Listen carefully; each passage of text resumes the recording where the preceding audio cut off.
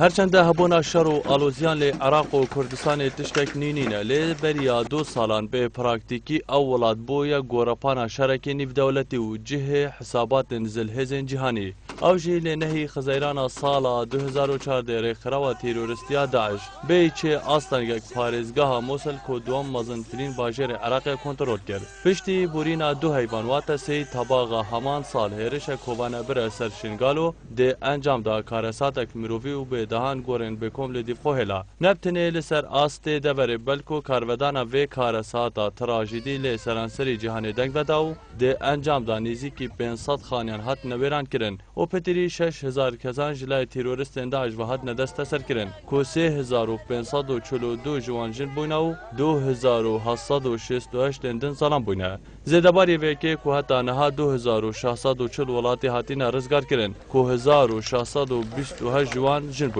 لی 1914 دیهش تاماین لبندست ویر خراوا تیروریستی دا و ده چندین دا خویانیان دا هرمدار شنگال تخمین 10 میلیارد دلاران بو آودان که نوی قضای کرینه لوران برپرسین حکومت هرم کردستان بردوام بزاف کرینه وی کیسه بگهینی تجواک نیف دولتی لی ده برانبر دا دادگاه تاوانی نیف دولتی آشکرا دکت که نشد و کلین جی کیسا جینوساید ناساندنا کردین ازدین شنگال بکرد وزارت شهید و انفالکرین هرم کردستان جی دوید بو وی کیسه دادگاه کانافخویی به سرپرشتی ولات جهانی پیک بینید جارکادی جواکی نیف دولتی حکومت هرم کردستان جی جینوساید شنگال وکو تاوانا جینوساید بهی بکرد لوران نها بحث درست کرنا دادگاه کانافخویی به سرپرشتی ولات جهانی ده تکرن ده دوامین سالیا دا جینوساید شنگال و کومکوژیا ازدیان جلای تیروریستان داعش با لجنه بلندا جینوساید ازدیان کو وزیر شهید و انفالکرین سروکاتیه دکد بو جارا دوی دیگل نینرن ولات جهانی لحول رکن درباره وی بابتی فؤاد عثمان پیودار وزارت کاروبار شهید و انفالکرین دبیجید پشتی لجنه جینوساید چندین بلگل سر تاوان داعش گهان دین تاوان نیف دولتی و موافق مروی و ایکتیا اوروپا بله دادگاه لاهای بمارا گهاندیه چونکی عراق اندام نینه ده دادگاه بلندا تواننده نشین و کلین دوی کیسه دا بکن هرچند پتریا ولاتان دیگل وی کارسات هفسوزن بله حتی نها کارل سروی کیسه نهات یکرن ده کنگره که روشناموانی دا محمود حاجی صالح وزیر شهیدان و انفالکرین راد گهینید کار دهاتی لجنه ده اخستنا فشاران بیت لسر حکومت عراق و دادگاه نیف دولتی وزیر شهیدان گوشی اف کارساتین کردان ده بازنه که دا زفرن به کو کار لسر بهت کرن حتی کو آلای کردستان لینه توین ایگرتی بهت بلند کرن بینران بو بترگنگ شکرین لی سربوری نادو سالان لی سر کارستات او مزن اب سری خلک شنگال دهاتی نوکجی لی استودیوی ناصر کرد چالکوانی دی بیا و مدنی داد گل منده دمیتا باش ماموسا بخیر هاتی سپاس بله ماموسا پشتی بوری نادو سالان لی سر او کارستات مزن اب سری خلک شنگال دهاتی جلای مروی و هر وسان جلای جینوساید ناساندنا و دست بگیرم اگرم بحث جلای مروی بگن حتی که کیسا هنی گهشی کی و چه هاتی کرد بله راستی پشتی او هرشا یا هوانه دولت اسلامی العراق و شام داعش هرشکی سر دورا ازدیاب گشتی و تبرا شنگاری بتایبتی دو خاکی گلکی نه آرام و درست که ناف خلکی ازیدی دام بصدان کس بونتا قربانیش بلیکو خلکی هاتیا کشتن خلکی هاتیا گرتن خلکی نوکر دست داعش دا خلکی ما اجو خلکش دستوانا درزگاه توشی دو خاکا درونیا یک جار گرفتار متصیدار بینم حتی اونو که او پنگای تاج نهارتن تنش لای مروی و رخرای نیف دولتی و رخرای نافخوی و کاری اواتشیان دابتن پیشکش کن لیش چونکو اف دوخه چه وی اف بارو دوخه بویا در انجام هرشه بارو دوخه که نوع تنانه جواکی نیف دولتی جی بلکی و نافخوی کردستانی جی عراقی جی نزان چاوا سر دریل گلوی دوخه بکن یعنی اف خلکش دست داعش تید الصداع 21 بلکی کم نمونه بتن یعنی خلک بسپور نچاوا رفتار القلبي خلقي بكتن بيشتنجي جيجالا خلقي هزت كركو هيرش يان مانا داعش الشنغال بلكي دبو دمكي كرد بتكاتشيم افريكا دوم ساليا داويت كاين خلق نوكال كامبا داجيت او كامب نجيب شوكي وقتي هاد بنا فاكن نبو 2 سالا جانت دا قالك انا خوش دنيا جيرو غرفت دا درز بن نخوشيت دا بربلاف بن ونش هجي هندنا كو او مروفنا او جمارة مزنا مروفا بو 2 سالات داوجيت اجداد باری گرفتن حکمت هرم بخوشی قیران آبوری و قیران داره ولی که یک حکمت هرم جی نشد و پیوست الگەل vê ji ma Ramazana awarên êzidî reftarê biket vêca giriftiya berdewama û evkara sata mirovî jî bêjmiya berdewama em xelkê êzînokê jî dibêjin rast em daxwazê dike nava serêziya hatî bêta nasandin wek cînosayt lê em dibêjin cînosayt hêşta berdewam e hêşta xelkê êzî tête kuştin hêşta xelkê êzî destê Daeş da ête destdirêjî ser tête kirin hêşta zarokê kempêt لشکری سربازی داعش دانه تهران فکر کو ببینه تروریست کارسات یا بردامه بله ما مصطفى بابتك ازراند الفيري بيجم نكروشا بيجن كسان اسيتي الكامبان دا تشوايا جبر كوتا بريانو كدا ديار كرن روشوانه او باشا كامبين هني بودمه کی بونه اري نكروشوان یا تشوايا وش لاين پیوندیدار و چه بو هاتیا کرن او چه پیتویا بو بهتا کرن کامپ روشکا خراب داجين بر هوکارکی سرکی از بيجم كهرب نکل الکردستانی همه گرفته كهرباء بس وقتی او كهرباء عاما بجنا گشتی چت مولده هین الجرکات تاردکی خلق خود گذارینت للکامپ افتشتنینه يعني نيفاكا نيفرا نيفاكا شافيل فيتش لهافينه وقت 3 ساعات 4 ساعات كهرباء گرفت گلکن خلق خوی ماندو روی درونی و ی ماندو كهرباء جناب في بارو دوخيدا گلک کم جیم ديزاين وسايكل يكو وقت كهرباء لنا من تقريبا جيان لتراوست يعني همو بوارد و آف هاد نوچون جیان روزانه گریدای کهربیه نه مالکتو کهرب چه سربانی بچنا باغچه خو 10 دقیقه خوش بیر که حتی تیتن چادر و تنانت گله کمپانی و کا چادر بلکه مترکنه تو نشه درکوی اصلا او چادر نه هجات تو تدا بجی و جا وچ لهاوین خلق يعني يكش گرفتن سرکی كهرباء گرفتا دو آوا مثلا خواندنش بحكم هند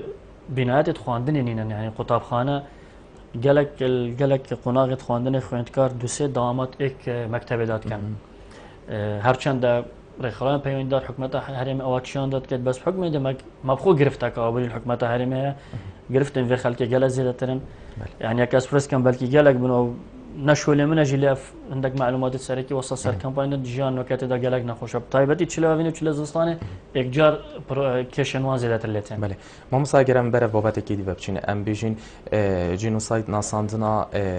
و کاراساتا هنی آمازن جلای ولاتان و اری حتام که گهشتی کی و نیزیکترین ولات جی بیجین عراق بو و چند هنی کدام پیدانه پی بکتن اری حتانو که جلای عراق و التزامات هاتی نکرن بو و چند هنی هكاش لا عراق بيجي ايكش گرفت سرکی اكو عراق خونا اندامت پیمانا روما دا سال 1951 ايكش مرجع هندجي كو دادگاه تاوان نف دولتي كار خرابت الدولة کا ديار كيت وت او دولة اندام بتن تو پیمانه دايانجي جواتا اولهيان نف دولتي مجلس الامن بريار بدت كو تحقيق تدابتا كن يانجي هندك اليات الدين بشكل زحمه وجاب لو راجيرو كخلق يزدي حمو هاريكاري حوالت خوف ناف عراق داش در عراق داخوازش حكومه عراق كانش برلمان عراق كان كوفي پیمانه پسند که تو بت اندام تدادا کو ما في خلق زينه اخوان كوش گرفته سركيه و اول سراس نافخوي يا عراق سراس نافخوي هرما كردستان جي داخله پشتی بوینا ساله که جسر کارسات شنگاری پارلمان کردستان نشه دانشنده کاری کو پیپ کردن و پروژه ناساندن جنوساید از پسند کردن اول ساله که جی پارلمان خوجی پکفتی و چشون نکریم سر استنف دولتی پنگاوین باش هاتین آویتن بت پرانیا ولاتن يبناودن كان زلهس دامپدان دانا کو اواب سری زیاتی جنوساید لی دامپدان نک سیاسیه گرک دادگاه تواني نف دولتي بريار بدت كوفا جينوسايد نت دولتك وك هفسوزيل قال خلق يزي بيجدن جينوسايد او بتا بريارك سياسي جينوسايد خو برسكا ياسايا غيرك محكمه جنايات دوليه او دادگاه تواني نف دولتي في بريار بدتن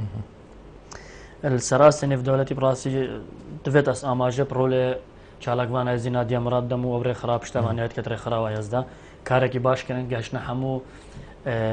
محافل نف دولتي کنفرانس نف دولتي شان وان دولت اب كو ابا داعش سري زينه شر مزار كانوا هلوست جوار گرنو بدنا ناساندن كو ابا سري زياتي جينوسايد بله ما مساگرم به ساکنی دسپیکا و کارساتا هنی آمازن چندین که جو بیشین ولاتین ازدی ماند دست تیرور سن داعش دا اری امارا کا بردست های بو مبدا دیار کردن و حتی نو کچه خاطیه کردن بورزگار کردن وان کچانو هر وسان وان ولاتیان امارا بردست های ل جداخه دزگه که الفيدريو كنترول فان امارا وانت كزوجي نادته بردست شو وقت او تخوازن تخنا رول ديف امارا ما هي سرجەمی ئەو خەڵکی هاتیەگرتن البدایەت سەرەتا ڕوودانن شنگاری 6368 کەس بوون حتانۆکە 2593 کەس هاتیە ڕزگارکردن یان هاتیە ئازادکردن یان ڕێن جودا جودا حتانۆکەژی ژمارە زێدە بوونەدا چونکی تقریبان شێوەیەکی نمچە ڕۆژانە خەڵک تێت خۆت گەینتە سنوورێن هەرێما کوردستانێ خەڵکی حتانۆکە دەسێ داعش دامایی بترەش 3700 کەسە جێداخیە نێزیکی 1000 یان 900 کەسە زارۆکێن خوار 12 و 11 ساڵی دانا تێنە پەروەردەکردن تووشی پرۆسا غەسلە دەماغ بوونە ئەوە ماوەی 2 ساڵەژی بسەر چۆ بەلکی پشتینگی چارەسەریان بتە تشتێکی ئاستەمیان زەحمەت ژمارە خەڵکی هاتی حتانۆکە ژنا 937 کەس هاتیینە حتانەوە زاڵاما 326 کەس زارۆکێن کچ 659 زارۆکێن نێربێژینێن کوڕ 671 کەس هاتیینە حتانەوە ژمارەکە باش هاتیە لێ 3700 کەس حتانۆکەمانژە ئەوژی ژمارەکە زۆرم داخوازش جواتانی دەوڵەتی بکەین شکمەتە هەرێمێتکەن شکمەتە عراقێت بکەین کو پێنگاوێ جدی پاوێژن ئەف خەڵکە بێتە ڕزگارکردن چونگونەکە داعش دۆخێکی خراپدا ڕۆژانان بیسین دەڤەرش دەسێ داشتێنە ڕزگارکردن ئیڤیتکەن ئەف خەڵکە بەرچاو بێتە وەرگرتن تیمێن تایبەت بێنە پێکینان بۆ لێگەریان لێ خەڵکی بۆی بەرزانە بن دوێ دۆخی ئالۆزە عراقەدا مامۆستا گەرم بەرە بابەتێکی دیبە بچین وەکی دەمیبوری داهاتە ڕگەهاندن و چەندین بەرپرس دێهێنە سزادان لەسەر vê kêsanêj berk û berpirs bûn ji teslîmkirina Şingalê bû destê tîroristên Daeş.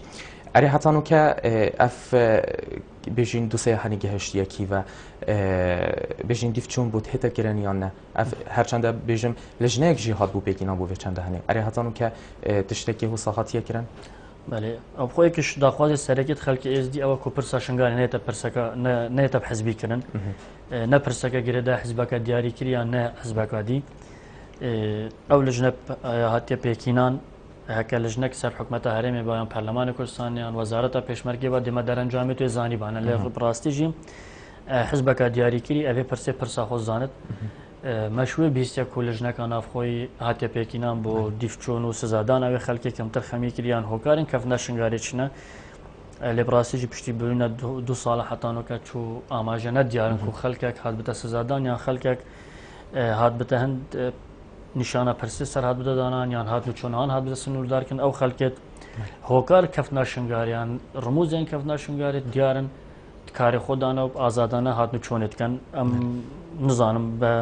vêder diviya layinên diyê siyasî rê nedaba ew pirse bête pirseka hizbî kirin pirsa milleteke tûşî karesateke ekcal mezin bûye divêt hemû hizbên diyên Kurdistanê û Parlemanê Kurdistanê bi taybetî bi erkê xwe re bi divî buwarî de eke tu bêjim derencamên wê lijneyan pêkînana wê lijne çûn rastî çû زانیاری سەرینن مامۆستا وەکو کوردێن ێزەتی و جوفاکی ێزەدی هەتا بژین دەخوازیین هەواچنە بۆ حکوومەتە هەرێمێ و عێراقیشی بوو ئاواکردنا شنگالێ و قەرەبووکردنا قوربانیان ئیرۆمە چالاکێک هەبووە گەنجێن ئێزدی گەنجێن سەربەخۆ گەنجێن سەر هەموو بیرو بۆ چۆنە سیاسیان جودا جوداوە مەشە خۆ بگەهینەیەک و ئەم چالاکێکی ڕێخین و مەتێدا بەیاننامەک دەری هەست هەندێک داواکاری تدانە بەلکی هەندێک شوان داواکاریە حکوومەتە هەرێمێتە نەخواستن هەندێکی جیواکی نێودەوڵەتی هەندێکی خەڵکی ئێزدی بخۆنە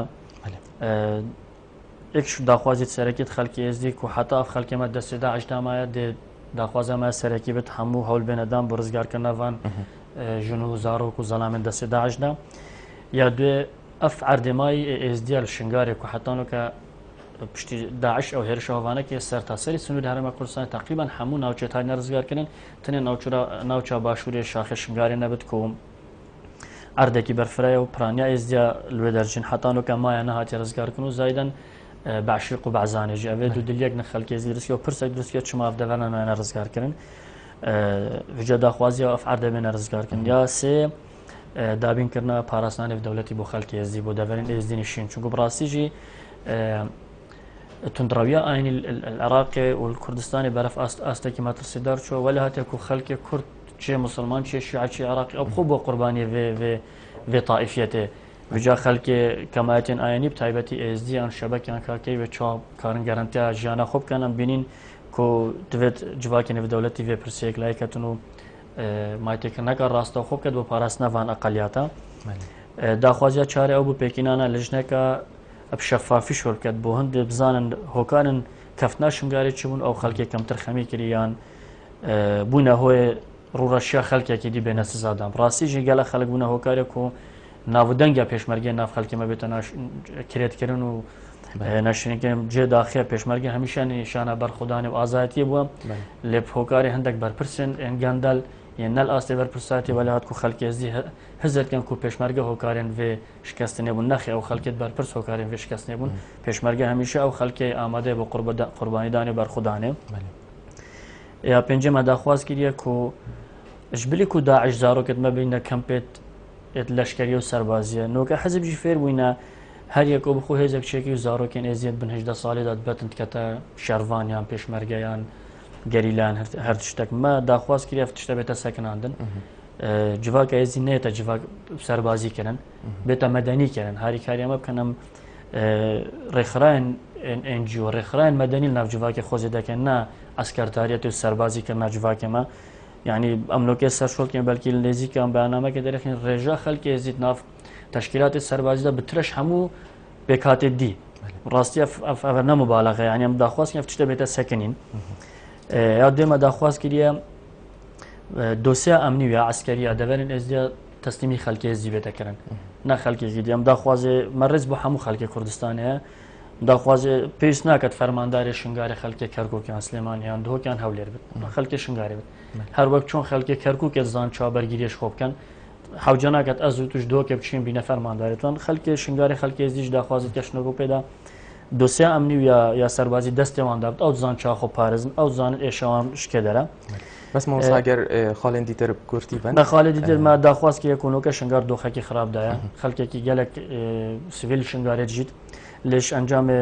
کێشبەکێشە سیاسی ناوالایانەدا دۆخە ئابووری لێ دەر نەخۆش بەم داخوازت کێک و هەموو ئاسانکاری بێتەکەن بۆ هەندێ هاریکاریت مرۆڤی بگەهنە شنگارێ یەکیش داخوازی دیەوە بوو دەست بجێ دەستە سەرکردن و بانکێشتکردنا چالاکوانین ئێزدی بۆ دەستگەن ئەمنی بێتە ڕاگرتن ڕاستی بووە دیاردەکە کرێت ڕۆژانە چالاکوانمەت ئێنە بانگەشتکردن و ئێنە گرتن سەربیر و بۆ چێنتوانیان سەر هەندێ پۆستەکەل فەیسبوکیان تویتەری بەڵافکەم داخواستکەم تشتە بێتە سەکین خەڵک دەربرینش هزر و ئێش و ئازارێت خودکە توێت ڕێز لێ بێتە گرتن مە داخوازی کردە هەر ئێزیەکی توخوازتن کۆچ بکات بچە وڵاتێن دەروێن ئەوروپا داخوازشوان دەوڵەتاتکەن ئاسانکاری بۆ خەڵکی ئێزی بکەنش بەردۆخی ئینسانی و سیاسی و قانونی زەحمەت ئێزیە هەر کەسێکی بخوازم داخوازە هەجرە جەماعی ناکەن بەس هەر کەسێکی بخواست بلا بچێتن داخوازی سەرەکی ئەوە یا دومایکی ئەو بوو ئەم داخوازش حکومەتە عێراقەکەن و اتفاقیان پەیمانە ڕۆما یا ساڵە 51 ئەمزاکەش بۆ هەندێ ڤەکۆلینت کەیسی ئێزیا دەبێتەکردن و داخوازش هەموو ئێزیاژیت کەین و سەربیر و بۆ چۆنە سیاسی جودا لێ هەموو پشتەوانێت نادیا مراد بن بۆ گەهانە دەنگی ئێزیا بۆ هەموو دنیای ئەوە داخوازی سەرەکیت چالاکوانێت ئێزیا بوون کویرۆ چالاکێک ئەنجامدا و لالیشان نورانی دەست خۆش ماوەستا سپاس بوو تا دەمی گوری داتوت گەلمەدا بۆی